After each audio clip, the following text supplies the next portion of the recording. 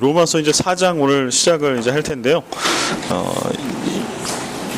지난번에 했던 거 기억이 안 나시죠? 그래서 이거를 또 그렇다고 1, 2, 3장을 다 읽고 하자니 양이 너무 많아서 또 오늘 시간에 쫓길 것 같고, 그래서 간략하게 한번 설명을 좀 하고 1, 2, 3장의 내용을 4장으로 넘어가도록 하겠습니다. 이거 세부적으로 설명할 건 아니고요. 전체를 뭉뚱그려서 한번 설명해 보도록 하겠습니다. 바울이 한 번도 가본 적이 없는 로마에 있는 그 교회, 로마 교회 그리스도인들에게 편지를 하고 있죠. 그 편지한 주된 내용이 무엇인가 하니 1장에 보면 믿음에 대한 이야기를 하고 있습니다. 복음에 대한 이야기, 복음을 온전히 믿어야 한다라고 하는 거.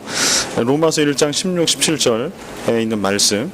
내가 복음을 부끄러워하지 아니하노니 이 복음은 모든 믿는 자에게 구원을 주시는 하나님의 능력이 됨이라. 먼저는 유대인에게요, 그리고 헬라인에게로다. 복음에는 하나님의 의가 나타나서 믿음으로 믿음에 이르게 하나니 기록된 바 오직 의인은 믿음으로 말미암아 살리라 함과 같으니라.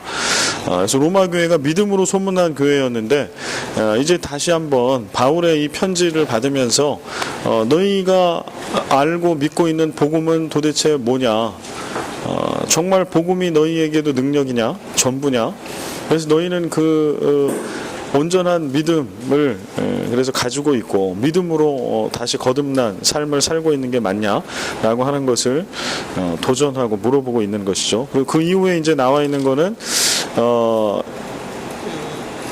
이 땅에 있는 모든 이들, 예수 그리스도를 믿고 있는 이부터 시작해가지고 유대인, 헬라인, 그 다음에 믿음이 없는 사람에 이르기까지 모든 사람들이 하나님 앞에 죄인이다. 우리는 우리의 힘과 의지로는 하나님께 도달할 수 없는 그런 악한 죄성, 이 본성을 가지고 있다. 그리고 하나님께서는 그러한 가운데서도 유대인들에게는 몽학선생이긴 하지만 그런 율법을 통해서 또 믿음이 없는 율법이 없는 자에게는 본성이라고 하는 것을 통해서 하나님을 알고 가까이 갈 수 있는 길들을 이미 열어놓으셨다. 그러나 그런 것들을 통해서 궁극적으로 죄의 모든 문제를 해결하고 하나님께 갈 수 있는 자는 존재하지 않는다. 이게 이제 로마서 3장까지의 말씀입니다. 그래서 3장 23절에 보면 모든 사람이 죄를 범하였음에 하나님의 영광에 이르지 못하더니, 그래서 이것은 차별 없는 어느 누구나 다 해당되는 거. 그렇기 때문에 이 땅에 있는 어느 누구나 다 결국은 복음 대신 예수 그리스도가 필요하다. 그래서 예수 그리스도를 믿는 믿음 안에 우리 모두는 차별 없는 구원을 얻는다. 이러한 이야기가 로마서 1, 2, 3장에 계속해서 쏙 쓰고 있는 이야기입니다. 그리고 지금 또 강력하게 이야기하고 있는 것들은 또 유대주의에 입각한 그런 율법이 여전히 남아있는 인간의 행위적인 것, 율법적인 것으로 인해서 은혜에 도달할 수 있고 하나님께 도달할 수 있다라고 하는 그러한 믿음의 허구성에 대한 이야기. 그래서 진짜 믿음이 뭐냐라고 하는 거를 이야기하죠. 4장에는 특별히 그래서 아브라함을 끌어들입니다. 오늘 나눠드린 강의 안으로 좀 들어가 보겠습니다. 우리에게 일어난 구원은 우리가 상상조차 할 수 없는 방법에 의해 이루어졌다. 3장 31절 같이 한번 읽어볼까요? 그런즉 우리가 믿음으로 말미암아 율법을 파기하느냐? 그럴 수 없느니라. 도리어 율법을 굳게 세우느니라. 아멘. 이 이야기를 3장 말미에 하고 있는 것은 유대인들, 유대의 전통, 율법을 지켜왔던 그런 유대인 크리스찬들, 로마 교회에 있는 이들이 갖고 있었던 버리지 못했던 생각은 무엇인가 하니 율법을 통한 어떤 완전함, 구원에 이르는 것, 하나님의 택함을 받는 것. 그래서 예수를 믿고 난 이후에도 뭔가 율법적인 것들을 병행해서 이렇게 해야 온전해질 수 있다라고 하는 거, 그런 생각과 믿음이 있었기 때문에 반대로 오직 예수를 믿는 것이 믿음의 전부다라고 얘기했을 때 의아해하는 거죠. 야, 그럼 율법은 뭐야? 그럼 예수님은, 이 기독교는 율법을 반대하고 폐기하는 그러한 종교냐? 그럼 왜 구약에서 모세를 통해 율법을 주셨어? 뭐 이런 이 의문점이 생기는 거예요. 거기에 대해서 이제 바울이 아니라고 얘기를 하는 거예요. 기독교, 우리가 믿고 있는 예수 그리스도를 믿는 이 믿음, 이거는 율법을 포기하고 율법을 버리는 게 아니다. 예수님도 그러지 않으셨던 것처럼 오히려 오직 믿음으로 구원에 이르는 것은 도리어 율법의 본래의 의미를 살려서 율법을 완전하게 온전하게 하는 거, 세우는 거다라고 얘기하는 거예요. 이 얘기는 뭐냐면 지금 바울이 그 로마서에서 얘기하고 있는 거는 그 시대에 유대인들의 유대적 사고에서 갖고 있었던 어떤 구원에 대한 것이 전혀 아니라고 하는 거예요. 새로운 구원에 대한 상상할 수 없었던 그런 방법과 내용에 대한 것들을 이야기하고 있다. 율법으로 구원을 얻을 수 없다라고 하는 말의 의미는 뭐냐면 우리 스스로는 구원을 만들어낼 수 없다죠. 율법이 존재하고 율법의 가치가 크면 클수록 이제 어떻게 되는 거 하니 율법을 얼마나 잘 지키느냐가 이제 성속의 구분이 돼요. 좋은 크리스찬 아닌 크리스찬 내지는 구원을 얻느냐 못 얻느냐. 근데 우리가 계속해서 지금 보고 있는 거는 또 수요일날 갈라디아서를 하니까 좀 갈라디아서하고도 오버랩이 많이 됩니다. 몽학 선생 얘기하고 또 연결을 이렇게 해보면 결국은 율법은 한계가 있는 거잖아요. 예수 그리스도의 오시기까지, 그 전까지. 거기까지 율법의 한계가 있는데 그 이상도 이하도 아니다. 그래서 율법의 기능은 이게 어떤 것이 죄고 어떤 게 죄가 아니냐라고 하는 것을 구분해 주는 거, 그 역할을 하는 것까지. 그래서 성경에서 죄라고, 하나님이 죄라고 하는 것, 그 죄를 짓지 않도록 이끌어주는 것까지지만 그걸 통해서 구원에 이를 수는 없다. 율법의 한계는 예수 그리스도까지인데 결국은 구원은 예수 그리스도를 통해서 간다는 거죠. 그래서 우리 스스로는 구원을 만들어낼 수 없다라고 하는 것. 십자가의 은혜가 율법을 오히려 굳게 세운다. 이게 이제 바울이 얘기하는 요지고요. 이제 오늘 본문으로 4장으로 한번 들어가서 하나하나 또 보도록 하겠습니다. 아브라함을 지금 바울이 소화를 하고 있는데 아브라함을 끌어내서 좀 뭘 얘기를 하려고 하는가 좀 보도록 하겠습니다. 1절, 2절, 3절을 우리 같이 한번 읽겠습니다. 시작.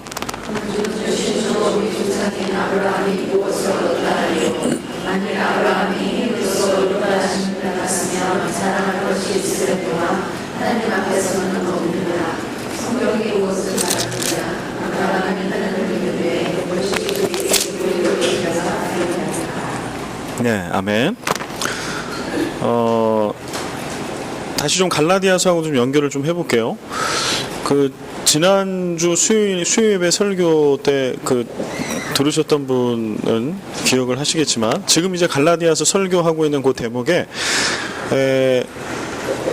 신의 산이 등장하고 새 예루살렘이 등장하는 말씀이 나와요. 근데 그건 이제 뭐를 얘기를 드는 거냐 하면 신의 산은 율법을 받았던 곳이거든요. 율법. 연결되는 큰 두 축이 있어요. 갈라디아서에서 풀어가는 축이 있어요. 율법과 은혜를, 복음을, 믿음을 얘기할 때 뭐냐면 하나는 모세, 신의 산, 모세, 율법 이 라인이에요.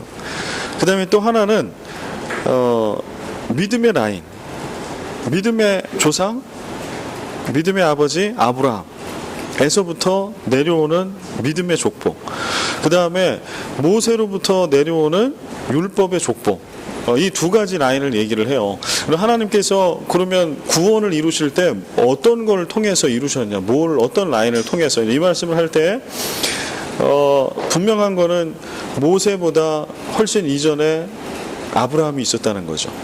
아브라함을 하나님이 부르신 거는 창세기 12장이잖아요. 그러니까 아브라함을 얘기할 때, 모세를 얘기할 때 연대가 주전 1500년을 얘기를 해요. 아브라함은 2000년을 얘기를 하거든요. 정확한 연대 이렇게 얘기하기는 어렵겠지만 흔히 그냥 우리가 성경학자들이 얘기할 때 아브라함은 주전 2000년, 모세는 주전 1500년이에요. 그럼 적어도 모세보다 아브라함은 500년이나 앞선 사람이었어요. 그리고 하나님은 우리가 아는 것처럼 창세기 12장에서 모세에게 출애굽하면서 율법을 10계명 내지 율법을 주시기 500여 년 훨씬 전에 아브라함을 불러서 그를 믿음의 조상으로 삼아 주셨죠. 그래서 그거를 이제 가져갑니다. 근데 지금 유대인들이 붙들고 있는 건 뭘 붙들고 있는 거예요?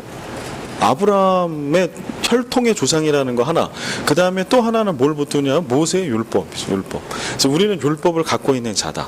이게 그 유대인으로서의 자신들의 정체성이거든요. 그래서 심지어는 이런 거, 혈통으로 아브라함의 후손이요, 또 모세의 율법, 천사에게 받은 모세가 천사로부터 받은 그 율법을 가지고 있고 율법을 행하고 있는 그러한 종족은 유대인밖에 없어요, 세상에.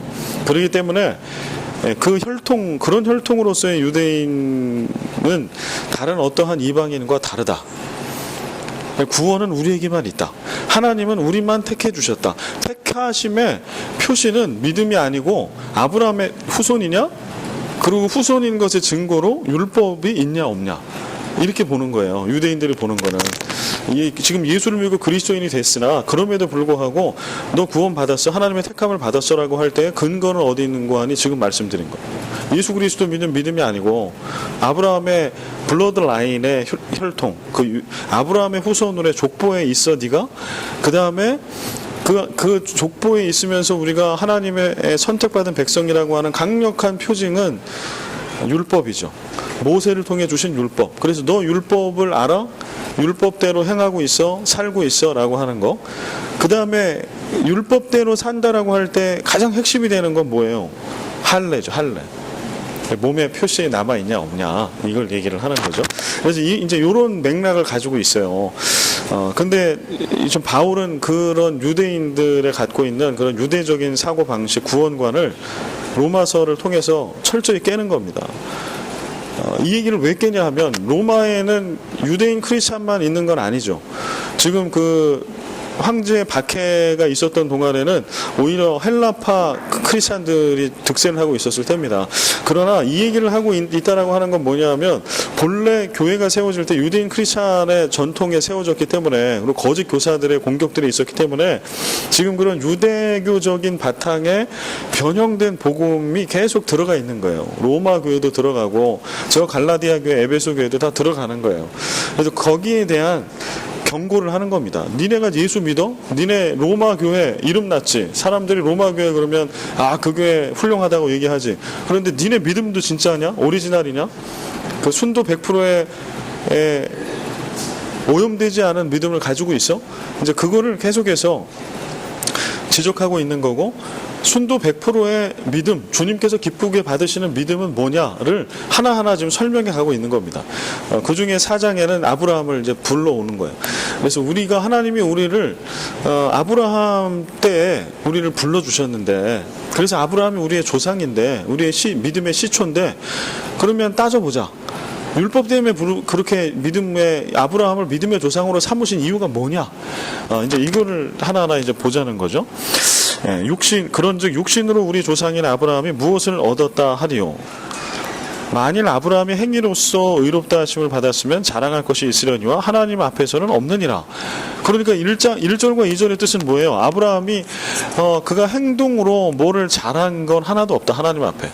그래서 그것 때문에, 뭐 행동으로 잘한 것 때문에 믿음의 아비가 된 거, 조상이 된 거는 하나도 없다, 이 얘기를 지금 설명을 하고 있는 거죠. 3절, 성경이 무엇을 말하느냐? 아브라함이 하나님을 믿음에 그것이 그에게 의로 여겨진 바 되었느니라. 성경이 무엇을 말하느냐? 요거 이제 인용하겠다는 거죠. 성경, 구약 성경 인용하겠다는 거예요. 그래서 뭘 인용하고 있는 걸까요, 지금? 아브라함이 하나님을 믿음에 그것이 그에게 의로 여겨진 바 되었다. 이거 창세기 15장 6절인데요. 한번 찾아볼까요? 창세기 15장 6절.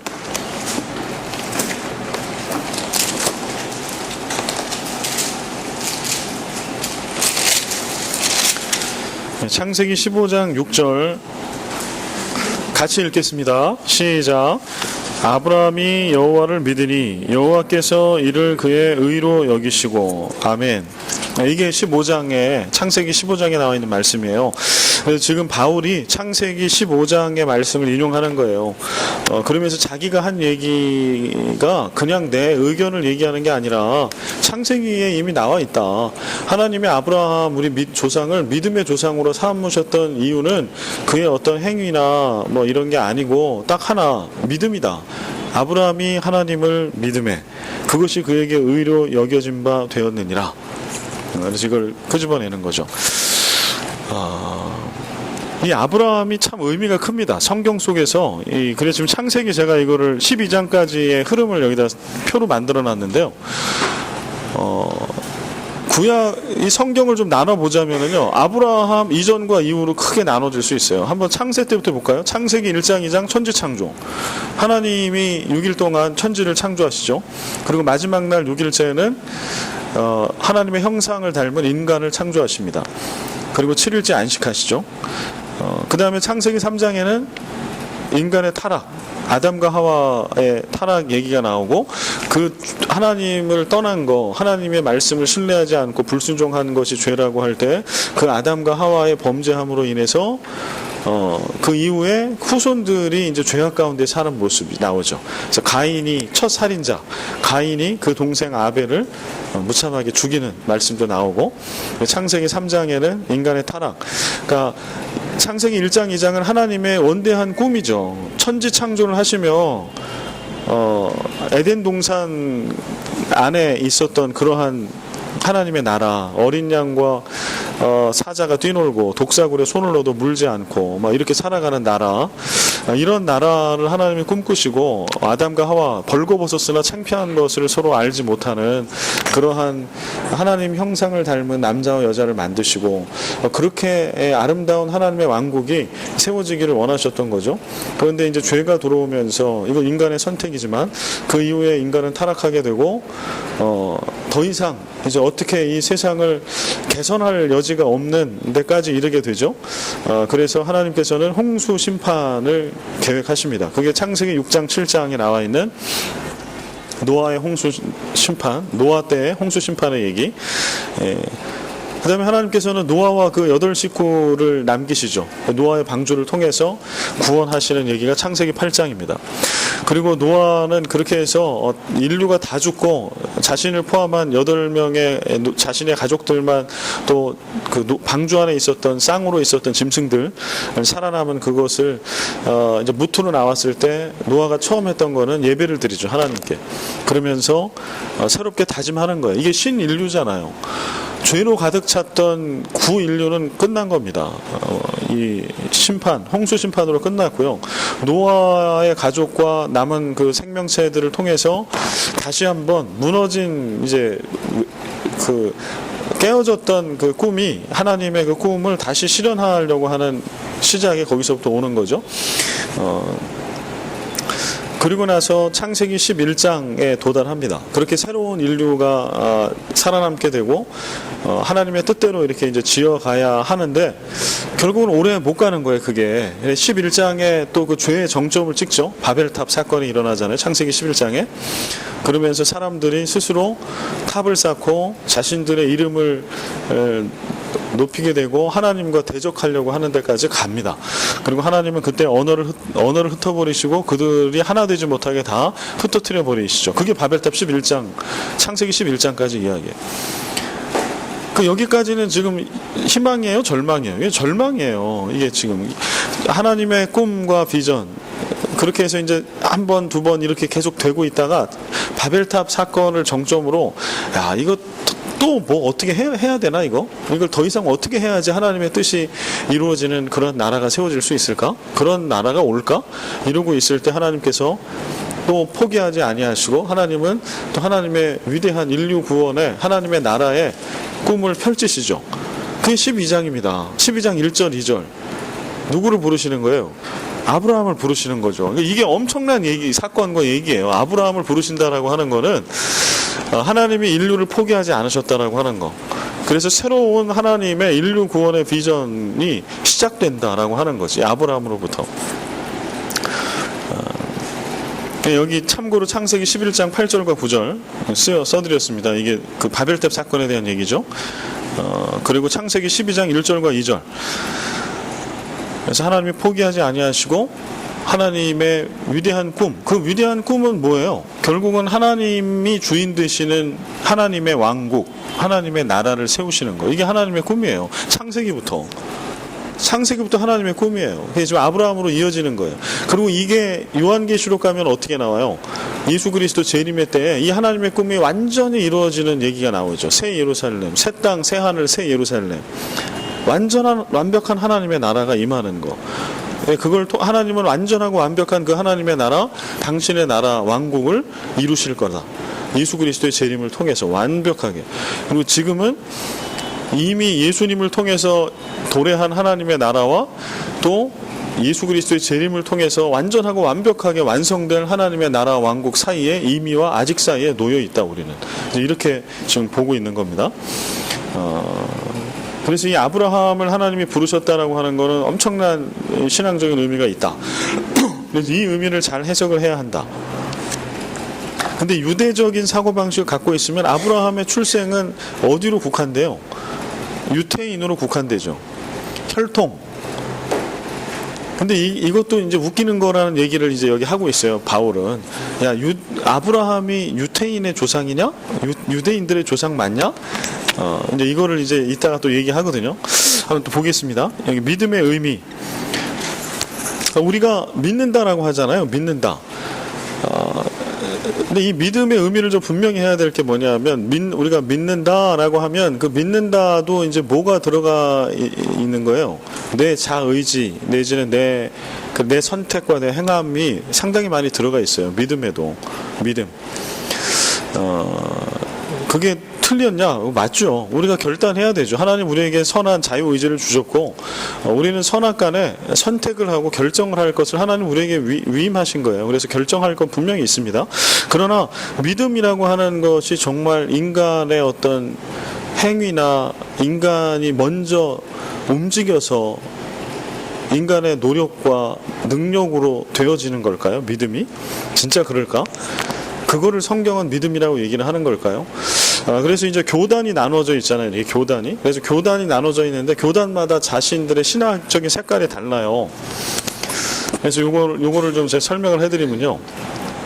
장로교, 합동 통합을 떠나서 장로교를 하나로 딱 덩어리로 봤을 때, 장로교에서 주장하는 것은요, 장로교가 가지고 있는 신학적인 흐름은 뭐냐면, 인간의 전적인 타락, 하나님의 전적인 은총에 의한 구원. 그러니까 믿음이라고 하는 것에도 인간이 0.0001%도 관여할 수 있는 여지가 없다, 이렇게 보는 겁니다. 그거를 설명을 제가 좀 드릴게요. 그 다음에 이제 그렇게 놓고 보니까 그러면은 믿는 거는 우리가 믿어야 되는 건데, 그러면 우리는 아무것도 안 하고 있으면 돼? 전도도 안 해도 되고 아무것도 안 하고 있으면 되나? 이제 이런 해결되지 않는 갈증들이 있잖아요. 그래서 이제 생겨난 하나의 신학적인 그룹이 그 감리교, 웨슬리안, 이렇게 감리교와 성결교로 대표되는, 이제 성결교는 감리교 신학에서 나온 거거든요. 그래서 감리교, 성결교에서 이제 가지고 있는 그 신학은 뭐가 있는 거 하니? 인간의 행함, 거룩함. 그러니까 율법적인 행함이 아니고, 인간 하나님의 백성으로서의 거룩함을 유지해야 된다는 거죠. 그런 의미로서의 행함에 대한 강조가 이제 있어요. 그게 이제 신학적인 흐름으로 이렇게 나눠져 있는데, 근데 이거를 어디가 옳다 틀리다라고 얘기를 하려고 하는 게 아니라, 이게 어디서 갈려진 거냐 하면은요, 믿음을 어떻게 보느냐에 따라 달라지는 거예요. 믿음을. 그래서 결국은 믿음이라고 하는 것도 어떠한 행함의 일종이 아니냐라고 보면, 감리교, 성결교 쪽으로 가는, 웨슬리안 쪽으로. 그게 뭔가 우리가 그래서 청렴 결백하게, 그래서 감리교를 영어로 메소디스트라고 하거든요. 감리교도들 얘기할 때. 근데 그 메소디스트라고 할 때 그게 무슨 뜻인 거 아니? 이 청렴하다, 이런 뜻이에요. 청빈하다. 그러니까 감리교 정신의 시초는 바로 그거예요. 그래서 거룩한 삶, 거룩한 믿음에서 청렴 결백한 그 복음을 전하고 이런 건데요. 근데 거기서 미묘하게 갈리는 거는 그 믿음을 어떻게 바라볼 건가에 대해서 갈리고 있다라고 하는 겁니다. 그래서 오늘 그 부분을 좀 다뤄보려고 합니다. 저는 어느 쪽의 입장을 좀 얘기하려고 하는 게 아니라, 성경 속에 있는 말씀을 따라서 우리가 어떻게 믿음을 정의할 수 있는지 좀 보겠다는 거예요. 결국은 성경에서 얘기하는 믿음은요, 내가 의지를 가지고 믿어보겠다라고 하는 거, 그 이전에 무엇이 있는 거 아니, 성경의 믿음과 율법 뭐 이런 식으로 구별을 할 때 그 믿음은 하나님께서 구원을 이루셨다. 이게 믿음의 내용이에요. 믿음과 율법 이렇게 구분하잖아요. 그럴 때 율법으로 지칭되는 건 뭐냐 하면 어떠한 규범과 절차, 이거를 지켜나가는 거에 따라서 거룩함에 도달할 수 있다라고 보는 거고요. 그러니까 이건 인간이 개입할 여지가 많이 있는 거잖아요. 근데 믿음 이렇게 할 때는 믿음도 인간이 믿는 거지만, 그래서 그 믿는 행위를 인간이 하라고 하는 걸 강조하는 게 아니고 하나님이 구원을 이루셨다라고 하는 거를, 그거를 받아들이는 게 믿음으로 보고 있는 겁니다. 보겠습니다. 아브라함. 우리가 할 수 없는 것을 하나님께서 해내셨음을 보여주는 이 대표적인 인물이에요. 그 하나님이 왜 창세기 12장에 바벨탑 사건까지 해서 정말 소망이 없는 세상에 아브라함을 택하셨을까? 왜 아브라함이셨을까? 라고 할 때 왜 아브라함이었는고 하니 우리가 할 수 없는 것을 하나님께서 해내셨다. 그러니까 아브라함이라고 하는 어떤 인물이, 종족이 특별하고 뛰어나고 그의 믿음이 뛰어나서 그런 것 때문에 하나님은 그를 택하셨다를 보여주실 대표적인 인물이 결코 아니고, 우리는 그렇게 안단 말이에요. 믿음의 조상, 그러기 때문에 아브라함의 믿음이 뛰어나서 하나님이 아브라함을 믿음의 조상으로 삼으셨을 거라고 생각해요. 그러나 시작은 창세기 12장 1절과 2절이라니까요. 아브라함이 뭐를 한 게 없어요. 그냥 하나님이 부르셨어요. 그리고 그 부르신다라고 하는 게 뭐예요? 하나님의 구원이에요. 하나님만이 구원을 이루신다라고 하는 그 부르심. 근데 아브라함이 한 건 뭐예요? 그 부르심을 수용한 거예요. 맞습니다. 구원은 나도 아니고 이 세상에 어떤 것도 아니고 하나님께로부터만 나옵니다. 그래서 나는 하나님이 어디로 가라고 하든 무엇을 명하시든 나는 그것을 수용합니다. 그걸 믿음으로 본 거예요. 그거를. 아브라함은 믿음의 결과야. 사실은 믿음의 시작이 아니고 아브라함이 믿음의 결과물이에요. 먼저는 하나님께서 일하신 게 먼저예요. 그 제가 창세기 표를 보여드렸잖아요. 하나님은 지금 창세기 12장에 아브라함을 믿음의 조상으로 삼기 위해서 언제부터 일하신 거예요? 천지 창조 때부터. 천지 창조 때부터. 하나님은 오늘 우리를 구원하시기 위해서 언제부터 일하신 거예요? 천지 창조 때부터요. 그게 복음이잖아요. 우리는 그냥, 우리가 만약에 믿음으로를 우리 인간의 자의적인 행위와 동기로 바라보면 여러분은 어떻게 구원받은 거예요? 여러분이 믿어서, 그죠? 여러분이 교회를 나오고 그렇게 선택을 하고 했기 때문에. 진짜 그럴까요? 아니라는 거예요. 천지 창조 때부터 하나님은 우리를 구원하실 계획을 세우시고 엄청난 일들을 하신 거예요. 그 대표적인 일이 예수 그리스도, 인간의 몸을 입고 이 땅에 성육신에서 오신 예수 그리스도.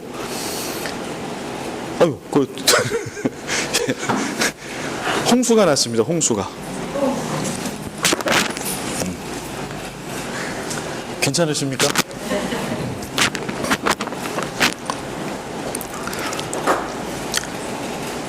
그래, 교회 학교에서 노아의 홍수를 할 때는 물을 한번 엎어보는 것도 교육 방법이겠네요. 영유아 부는 애들이 경기를 일으키니까 안 되고, 한 유치부부터는 막 바켓으로 그냥 물을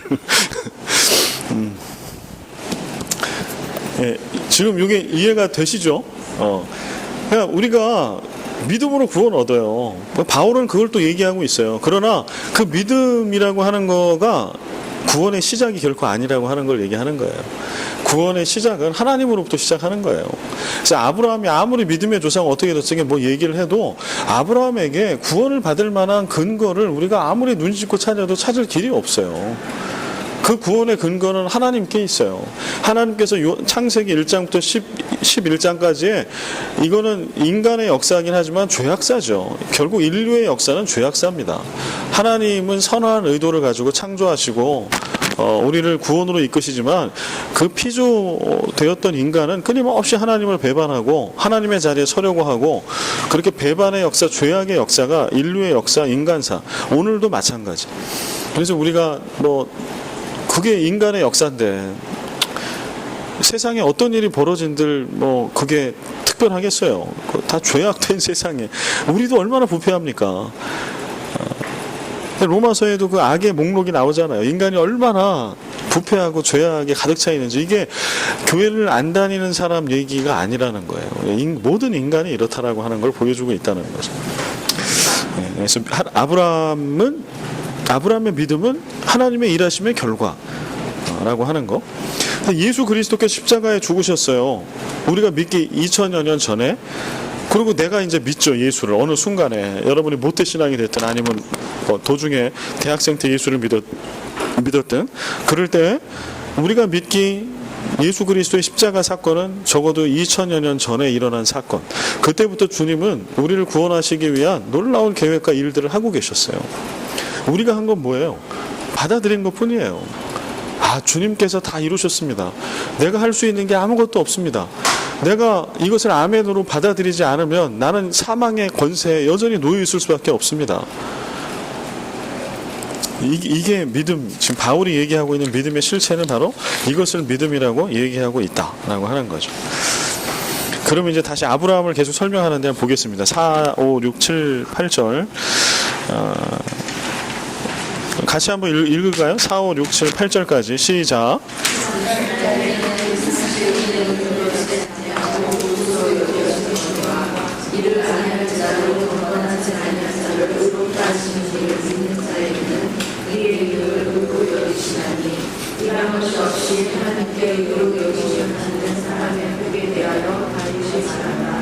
율법이 사함을 받고 죄가 가리었음을 받는 사람들은 복이 있고 주께서 그 죄를 인정하지 않으실 사람은 복이 있도다 그와 같습니다. 예. 요 설명은 이제 앞에 나와 있는 아브라함이 한 게 아무것도 없다, 하나님이 다 하셨다, 이제 이거를 부연 설명하기 위해서 이제 예를 들어준 건데 재미난 예가 있어요. 볼게요. 4절에 일하는 자에게는 그 삭시 은혜로 여겨지지 아니하고 보수로 여겨지거니와. 그렇죠. 내가 예를 들어서 하루에 일당 5만 원 이렇게 계약을 하고 일을 해서 품삯을 받았어요. 일당을. 그게 은혜입니다, 이렇게 생각 안 한다는 거예요. 이거는 받을 거, 내가 한 거를 받았다, 이렇게 생각한다는 거죠. 그런데 6절 보자. 6절. 5절은 약간 아리까리 할 수 있어요. 읽어보면 6절은 클리어하게 나타납니다. 일한 것이 없이 하나님께 의로 여기심을 받는 사람의 복에 대하여 다윗이 말한 바. 그러니까 이거는 어떤 얘기예요? 일을 하고 돈을 받아 품삯을, 그거는 당연하게 생각할 수 있어. 일을 하나도 안 했네? 근데 일당을 받았네요? 그런 거 있잖아요. 저기 할라데이 하면 그 공휴일에는 필리핀 법에 그렇게 돼 있죠. 일 안 하고 받잖아요. 일 안 하고 월급 일 안, 그런 거죠. 일을 한 게 아무것도 없어. 난 일을 안 했는데 싹스를 받았다. 이거 어떻게 설명할 거냐? 이거는 그가 한 게 아무것도 없는데 뭔가를 받았는데, 이게 다윗이 말한 바라고 되어 있는 7절 8절의 말씀은 시편 32편 1절 2절의 인용이거든요. 밑에 시편 말씀 한번 읽어볼까요? 거의 비슷합니다. 시편 32, 1, 2절 시작. 허물의 사함을 받고 자기 신의 죄가 가려진 자는 복이 있도다. 마음에 간사함이 없고 여호와께 정죄를 당하지 아니하는 자는 복이 있도다. 아멘. 그래서 일한 것이 없이 하나님께 의로 여기심을 받았다. 지금 구원에 대한 걸로 연결하는 거잖아요. 유비를.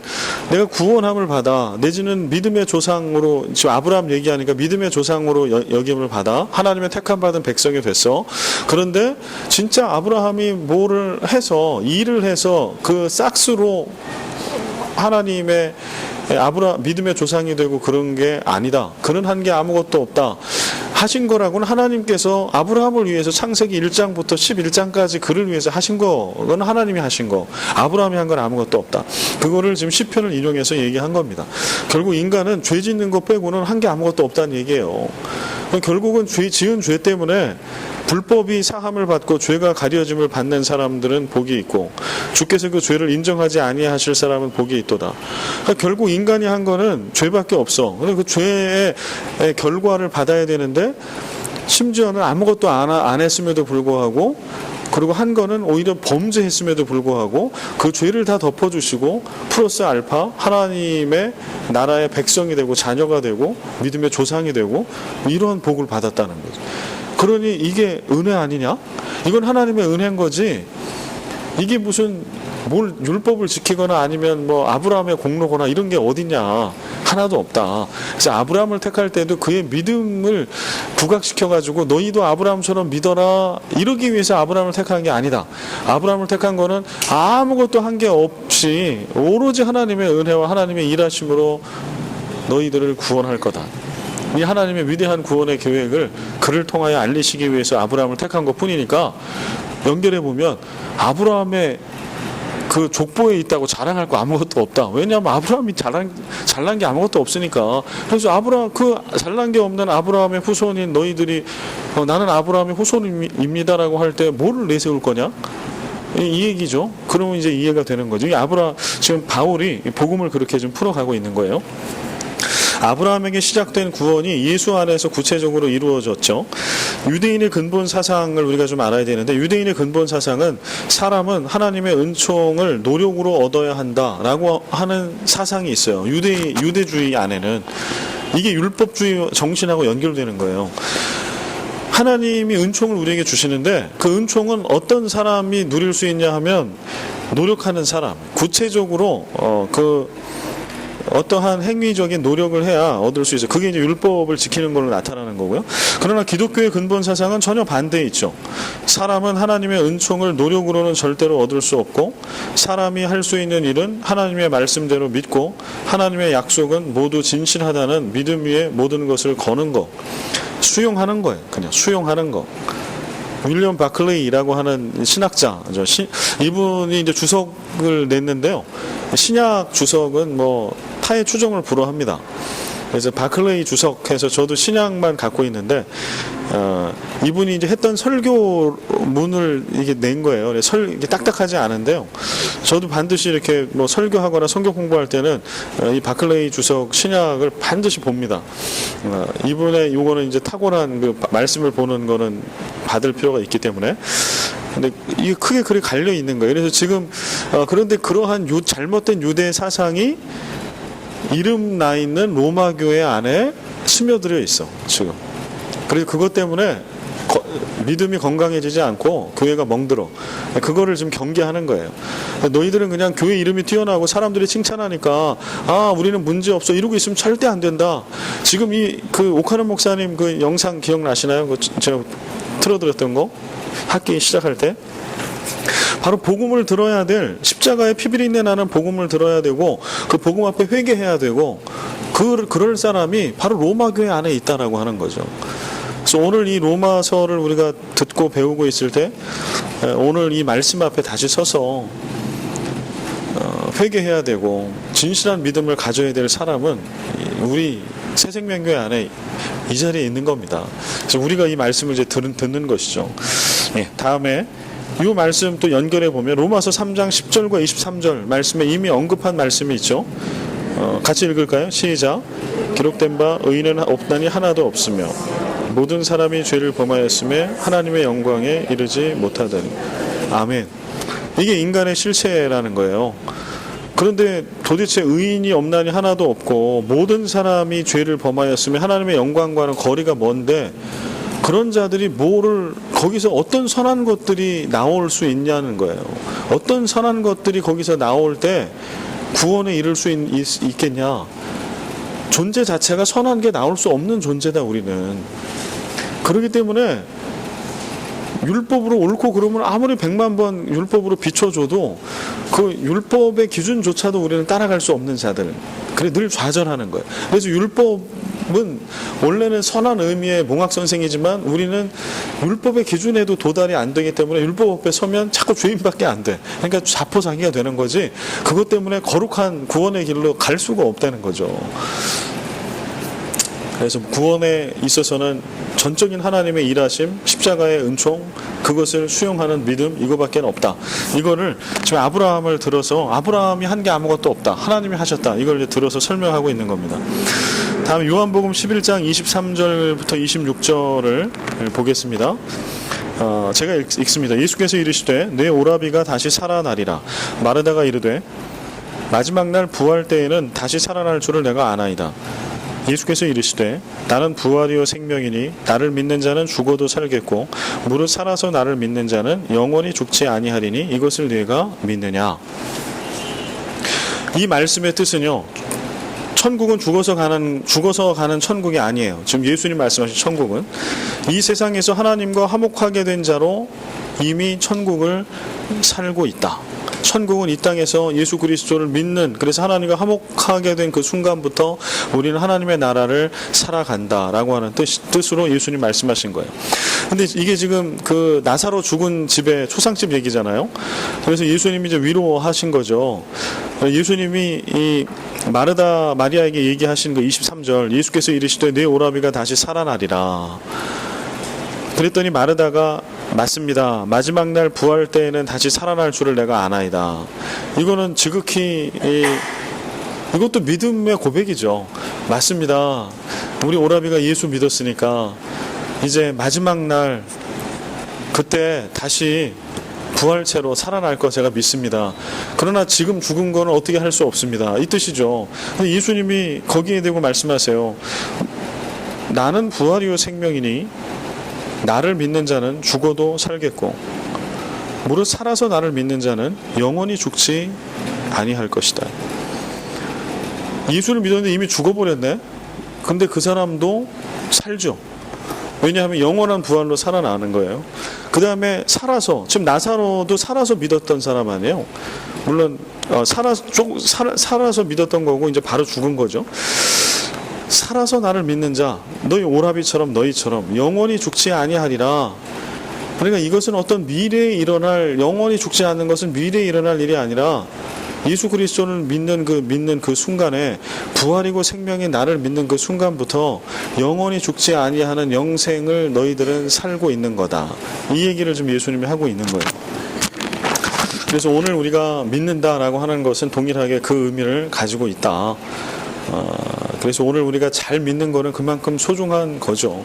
그래서 오늘 우리가 예수 그리스도를 믿는 믿음 가운데, 온전한 믿음 가운데 하루를 살고 거하는 거, 이것이 그냥 죽음을 향해 달려갈 유한한 인간의 모습, 믿음 바깥에 여전히 많이 있는 그러한 동일한 가치관 속에서 예수를 믿을 건가, 아니면 오늘 예수를 믿는 믿음의 순간부터 영원한 생명 하나님의 나라를 살아가는 그러한 그리스도인의 전혀 다른 존재의 삶을 우리는 살아가며 누릴 건가, 이 선택은 이제 우리에게 있다, 이렇게 말씀을 드릴 수 있겠습니다. 네, 이어서 오늘 받은 강의한 마무리 짓도록 합니다. 9절 말씀으로 가보겠습니다. 계속해서 이제 아브라함의 이야기를 이제 설명을 하는 겁니다. 1절에서 3절로 한번 설명을 했고요. 아브라함이 그 자체로 뭐가 있는 게 아니라는 거, 하나님의 일하심, 하나님의 전적인 은혜라고 하는 거, 구원은 4절부터 8절까지도 일하는 자가 삭슬 받고 일하는 부분을 비유로, 그러나 일을 전혀 하지 않았는데 한 게 아무것도 없고 오히려 문제만 일으켰어요. 죄만 지었어. 그러한 자에게 복을 주셨다? 그러면 이거는 뭐냐? 이건 아브라함을 비유로 이렇게 또 설명한 거죠. 그 다음에 9절부터 또 다른 이제 할례, 무할례 얘기를 하면서 설명을 하는데 한번 보겠습니다. 9, 10, 11절을 같이 읽습니다. 시작.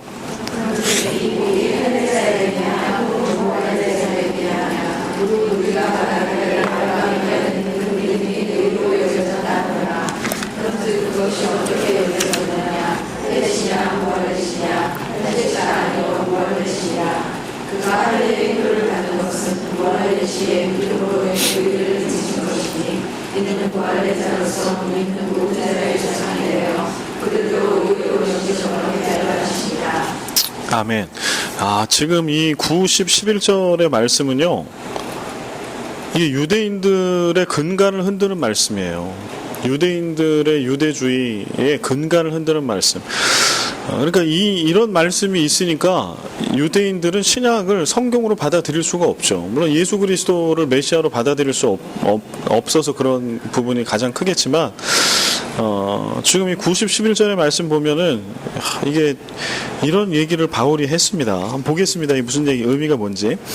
그런즉 이 복은 믿음의 조상 하나님의 백성이 됐다라고 하는 거. 이거 구원과 연결되어 있는 겁니다. 이 복이 할례자에게냐 혹은 무할례자에게도냐, 아브라함이 믿음의 조상이 된 것, 더 나아가서는 그가 하나님의 백성이 된 것, 구원을 받은 것, 이거를 뭐 때문에 된 거냐, 할례자에게냐 혹은 무할례자에게도냐, 무릇 우리가 말하기를 아브라함에게는 그 믿음이 의로 여겨졌다 하노라. 이거 아까 창세기 15장 6절 인용한 거죠. 거기에 믿음이 의로 여겨졌다라고 하는 거. 그런즉 그것이 어떻게 여겨졌느냐, 할례시냐 무할례시냐, 할례시가 아니요 무할례시니라. 이건 우리 방학하기 이전에 한번 다뤘던 내용이죠. 그러면은 아브라함이 할례 받은, 부르심을 받은 얘기, 아브라함을 하나님께서 택하신 데가 어딘가 성경에, 그 다음에 할례를 받은 때가 어딘가를 좀 확인해 보면 되겠죠. 창세기를 열어서 한 번 더 해보도록 하겠습니다. 우리가 아는 것처럼 창세기 12장에 하나님이 아브라함을 부르시죠. 그리고 그를 이미 믿음의 조상으로 삼으시고, 그를 축복하는 자에게는 복을 주고 그를 저주하는 자에게는 저주하리라 라고 하시면서 하나님께서 아브라함을 통해서 하나님의 나라, 그 당신의 나라를 세워갈 거에 대한 꿈을 이미 선포를 하십니다. 그 12장에 이미 하나님께서 아브라함을 택하시고 부르신 거죠. 그럼 할례는 어디 나오나요? 할례를 쭉 보자고요. 할례 얘기 어디 나오나요?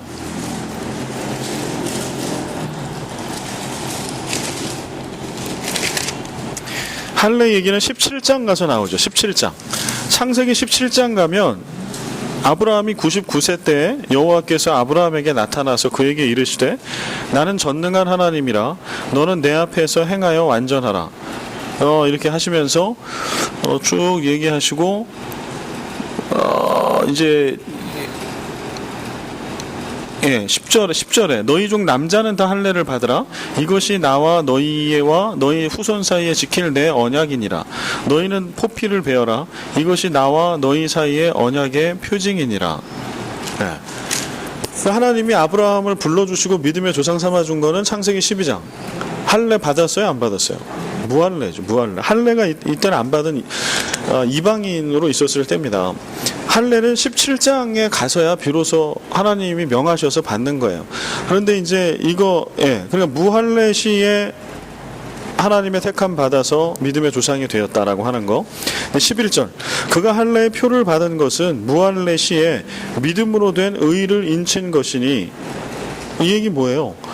할례 때문에 그를 부르신 거 분명히 아니고, 하나님의 자녀 삼아 주신 게 아니고, 무할례 시에 하나님의 놀라운 구원의 역사를 받아들인 그 믿음을 바라보시고, 믿음으로 된 의, 하나님을 수용한 것을 받아들인 거죠. 하나님으로 의를 인친 것이니, 인친 거는 도장을 찍은 거잖아요. 인치다는 거, 도장을 찍은 거. 그러니까 이거는 그냥 표시인 것 뿐이라는 거예요. 이미 하나님이 창세기 12장에 그를 불러서 하나님의 택함 받은 자녀, 믿음의 조상을 삼아 주신 거는 그때 이미 계약은 끝난 거예요. 그리고 17장에는 표시를 준 거예요. 도장을 땅 찍어 준 거예요. 야, 이게 창세기 12장에 너와 나와의 언약, 맺은 언약의 표시다. 그래서 이 표를 가지고 대대로 너희 후손들이 너와 내가 맺은 언약, 그리고 대대로 네 후손들에게 내가 줄 복을 기억하게 해라. 잊지 말아라. 이게 하나님께서 표시를 준 목적이죠. 이 표를 받아라. 그러면 구원받는다. 이게 전혀 아니잖아요. 말씀에. 이게 이제 잘못되었다라고 하는 거. 이거를 지금 바울이 지적을 하고 있습니다.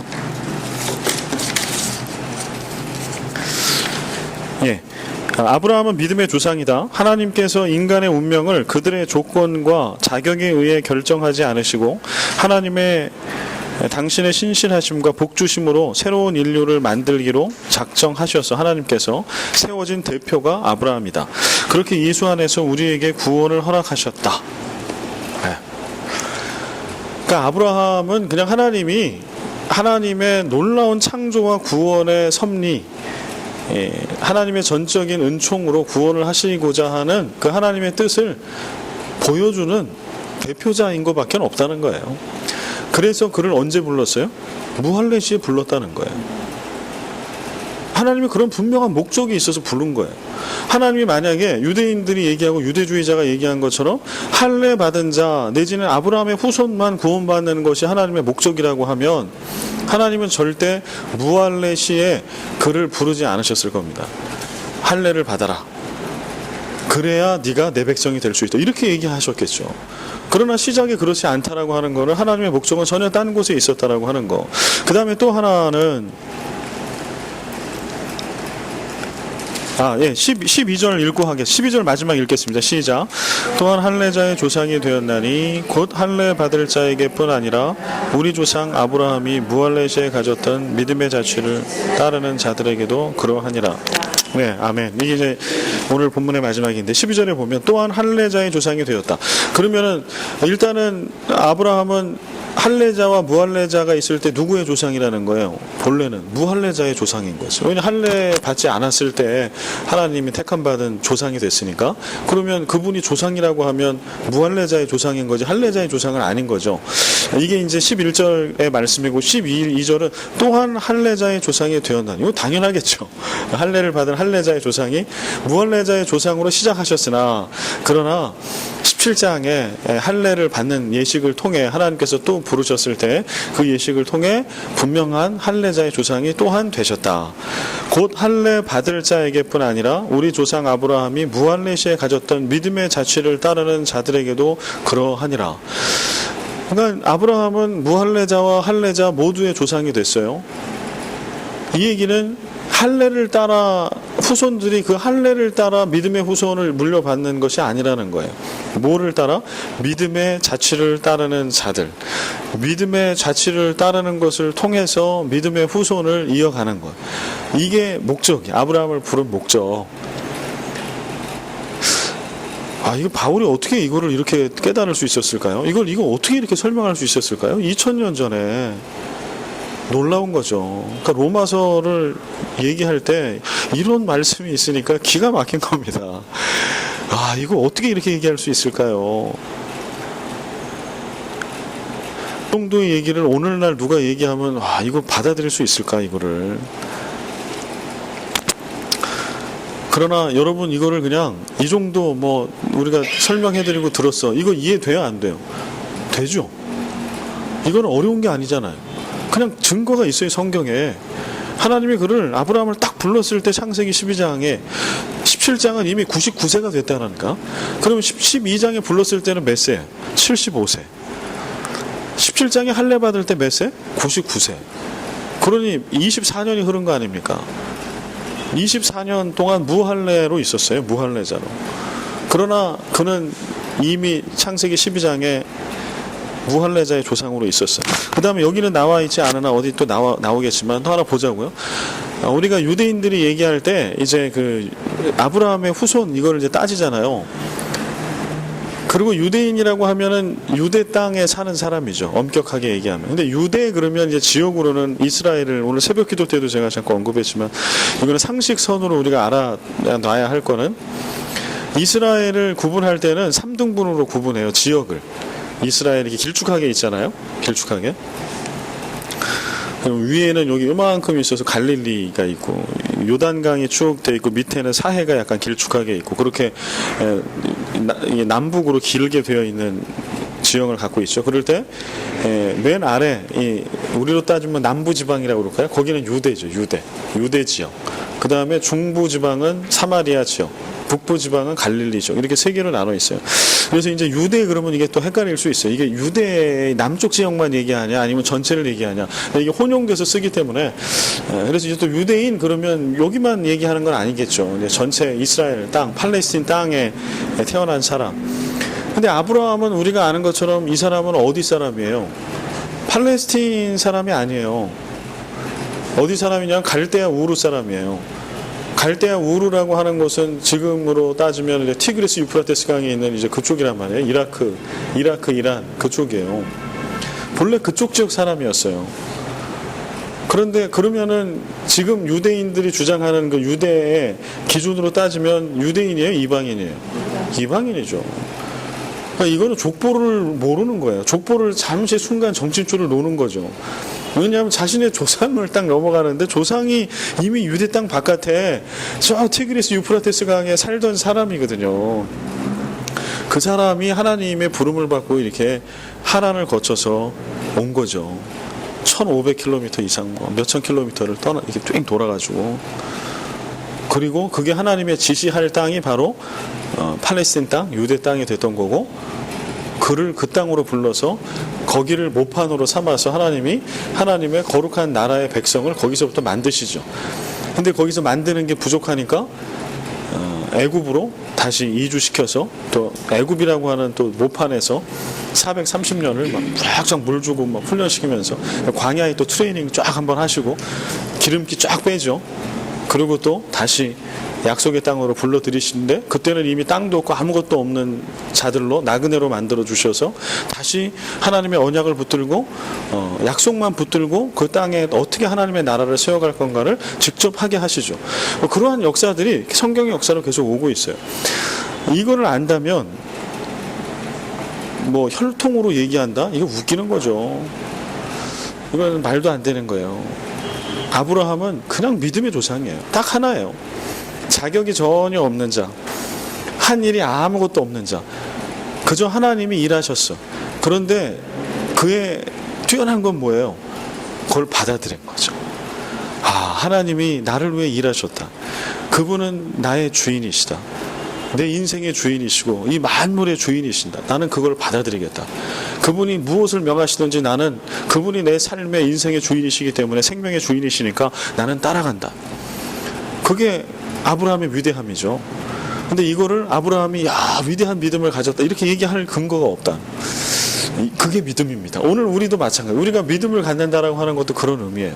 하나님이 이미 밥상 다 차려놓으시고 천지 창조 때부터 놀라운 구원의 역사를 이루시고, 창세기부터 요한계시록까지의 구원의 역사, 예수 시대 때 예수님 때부터 지금 오늘날에 이르기까지 2000년이 넘는 구원의 역사, 그런 역사를 통해서 오늘 복음이 나에게까지 들어왔고 모든 것을 다 준비해 놓으시고, 우리가 한 거는 아멘, 받아들인 것.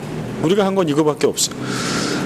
그러니까 오늘 전도와 선교는 결국 뭐예요? 그를 막 강요해가지고 고백해 막 이래서 고백하면 예수 믿고 아니면 안 믿는 거. 아니, 그 행위는 아무 의미가 없어요.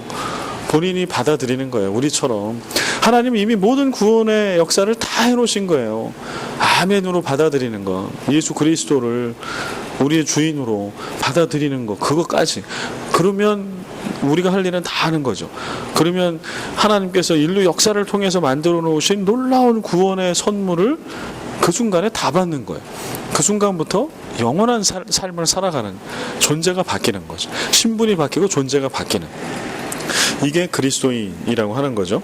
그래서 오늘 우리도 믿음을 이제 그렇게 성경 안에 로마서에 계속 얘기하고 있는 이 믿음의 눈으로 봐야 하겠습니다. 갈라디아서 이 짤막한 한마디, 12절 밑에 있는 거 읽겠습니다. 이 짤막한 한마디로 바울은 모든 유대 사상을 뒤흔들어 놓았다. 유대인은 항상 그가 단지 유대인이라는 이유로 하나님의 축복을 누리고 하나님의 심판에서 제외될 특권을 자동으로 누린다고 믿었다. 그가 유대인이라는 증거는 할례였다. 그러니까 이제 세월이 흐르니까 주객이 바뀌어갖고 남은 거는 할례, 남은 건 족보밖에 없는 거예요. 그리고 믿음은 빠져. 믿음은 뭘로만 남아요? 율법을 지키는가, 이게 믿음이 돼버린 거죠. 근데 오늘 우리도 늘 돌아봐야 되는 건, 로마서 묵상하면서 돌아봐야 되는 건, 우리도 처음에 예수를 믿고 구원받을 때 믿음으로 구원받는 걸 알아요. 그렇죠? 우리 예수를 나의 구주로 영접하는 거, 이 믿음으로 구원받은 걸 알아. 그런데 신앙생활을 하면 할수록 그 다음에는 뭐가 들어가요? 규범이라는 게 들어가요. 전통이라는 게 들어가고, 마땅히 믿으니까 해야 돼 라고 하는 것들이 들어가는데, 이건 나쁜 게 아니죠. 모세의 율법이 절대 나쁜 게 아니거든. 모세의 율법은 좋은 거예요. 예수님은 그 모세의 율법의 뜻을 완전히 이루시기 위해서 오신 분이라고 하셨을 정도로 율법은 선한 뜻이 있어요. 그런데 이 율법이 우리가 아는 것처럼 예수 시대에 내지는 그 바울의 이 시대에 어떻게 작동하는 거예요? 율법이 좋은 의도로 작동하는, 예수 그리스도 이전에 우리를 선악을 구분해서 거룩한 길로 인도하는 의미로 우리가 성인이 되기 전에 그가 비록 종이고 노예일지라도 그의 가르침을 받아 위험을 모면하고 인간다운 주인으로서의 훈련을 받는 그런 용도로가 아니라 주객이 바뀌고 완전히 본질과 사변적인 것이 바뀌어가지고 이제는 마땅히 그래야 해라고 하는 이런 1번, 2번, 3번, 4번, 5번, 6번, 7번, 8번, 9번 이게 이제 믿음이 되는 거예요. 그게 오늘 우리 가운데 있어요. 로마 교회도 있었다니까 벌써 그게. 그러니까 바울이 이렇게 절규하고 있는 이유는 로마 교회는 지금 역사가 얼마 안 되잖아요.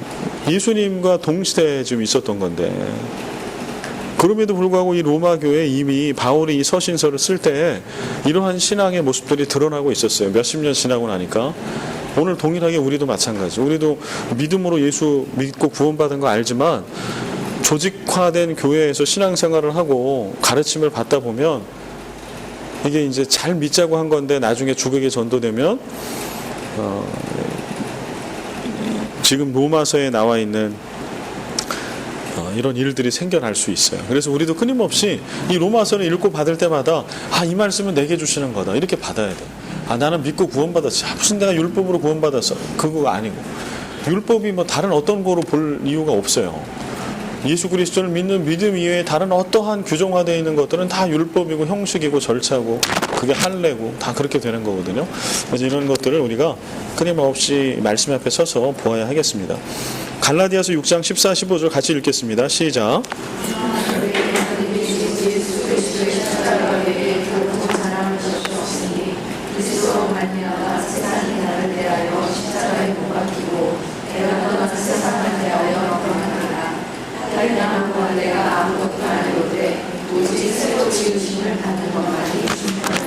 아멘, 아멘. 갈라디아서 6장 14절이요. 예수 그리스도의 십자가 외에 결코 자랑할 것이 없다. 15절에 오직 새로 지으심을 받는 것만이 중요하다.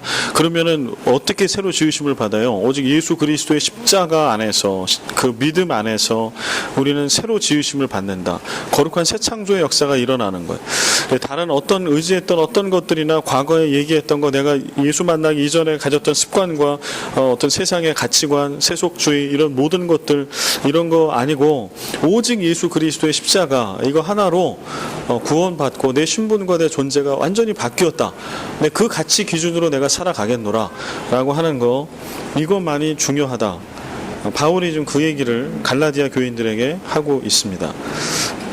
빌립보서 3장 7절에서부터 14절, 이게 되게 긴데요. 나중에 한번 쭉 읽어보시고요. 여기 보면은 내가 내게 유익하던 것을 그리스도를 위하여 다 해로 여길 뿐더러 내 주 그리스도 예수를 아는 지식이 가장 고상하기 때문에 그렇다. 내가 가진 의는 율법에서 난 것이 아니요 오직 그리스도를 믿음으로 말미암은 것이니 곧 믿음으로 하나님께로부터 난 의라. 여기가 이제 바울이 구원받은 것을 지금 이야기하고 있는 거고, 그 다음에 우리가 또 하나 봐야 될 것은요 12절, 13절, 14절이에요. 이미 바울은 구원받은 성도가 분명합니다. 그 확신이 있어요. 그리고 이것을 가르칠 정도로 13권의 바울 서신을 남길 정도로 위대한 신학자이면서 목회자이면서 그리스도인, 탁월한 자. 그런데 그가 고백하는 것 12절, 내가 이미 얻었다 함도 아니요 온전히 이루었다 함도 아니라 오직 내가 그리스도 예수께 잡힌 바 된 그것을 잡으려고 달려가노라. 14절 같이 읽겠습니다. 시작.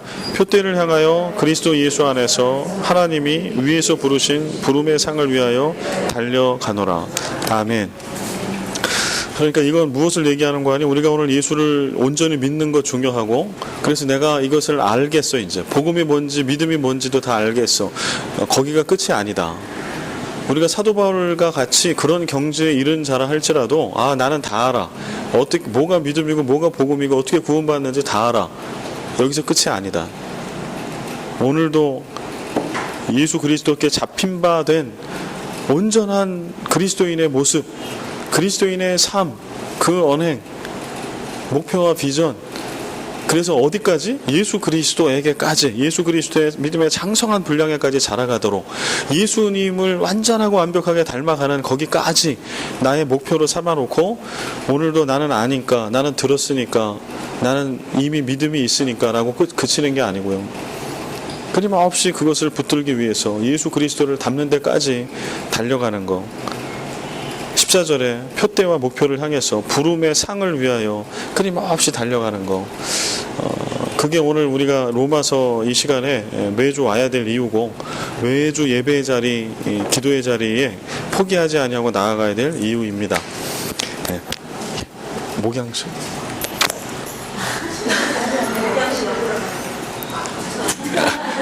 아닙니다. 네. 예, 여기까지 마치겠습니다.